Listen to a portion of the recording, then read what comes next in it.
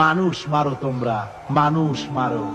আহা, যারে মারলা একটুখানি হিউম্যানিটি, বিবেক দিয়ে চিন্তা করো। যাকে মেরেছ ওই রাত্রে তার বাড়ির কাছে যাও, ওই রাত্রে গোপনে তার বাড়ির কাছে গিয়ে দেখো তার মা কিভাবে তার সন্তানের জন্য কাঁদতেছে, মায়ের কোলটা খালি হয়েছে বলে কিভাবে কাঁদতেছে, তার বাবা কিভাবে কাঁদতেছে, তার বউ থাকলে কিভাবে ছটফট করতেছে, তার কলিজার টুকরা সন্তান থাকলে কিভাবে আব্বা আব্বা বলে কাঁদতেছে। যারে গুলি করে মেরেছো একবার বাড়ির কাছে গিয়ে কান পাচা শোনো। মনে রাখো যুবক, সন্ত্রাসীরা শুনে রাখো, অস্ত্র দিয়া মানুষকে যারা মেরেছো, আল্লাহর কসম করে বলি যেভাবে মেরেছো ওইভাবে তোমাকেও নিহত হতে হবে, কোনো সন্দেহ নাই।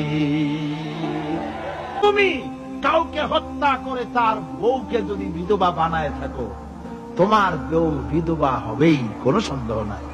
তুমি যদি কারো ছেলেকে এতিম বানায় থাকো, তোমার ছেলেকে আল্লাহ এতিম বানায় রাস্তায় ভিক্ষা করায় ছাড়বে।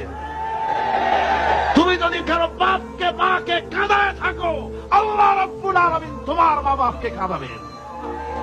তুমি যদি বেয়নটের খোঁচা দিয়া, ড্যাগারের খোঁচা দিয়া একটা মানুষকে যদি বুক ফেড়ে থাকো, তোমার বুকটা ঝাঁঝরা করে দেওয়ার মতো অস্ত্র আল্লাহ তৈরি করে রেখেছে। বিশ্বাস করো, বিশ্বাস করো। অননুমোদিত অস্ত্র থানায় জমা দিয়ে দাও, মসজিদে ঢোকো, নামাজ পড়ো, চরিত্রবান হয়ে যাও। তোমাদের প্রতি আমার উদাত্ত দাওয়াত, আমার বুক ভরা দরদ। তোমাদের বিরুদ্ধে আমাদের কোনো বিদ্বেষ নাই, হিংসা নাই, আছে কলিজা বড় ধরন। দেখতে পাচ্ছি জাহান্নামের দিকে যাচ্ছ। এ পথটা কোন দিকের পথ? জোরে বলেন, কোথার পথ? ওই নেতাদের পিছনে আর চলো না, তওবা করো। ওই নেতাদের পিছনে আর যাবে না যারা তোমাদেরকে টাকা দেয় আর অস্ত্র দেয়, যারা তোমাদেরকে মদ দেয় আর নারী দেয়, ওদের পেছনে আর চলবে না। ওয়াদা করো। যুবকরা কি পারবে ওয়াদা করতে? ওই সব নেতাদের পিছনে জীবনে আর যাবে না। ওয়াদা করতে পারো? হাত উঁচু করে দেখাও যুবকেরা।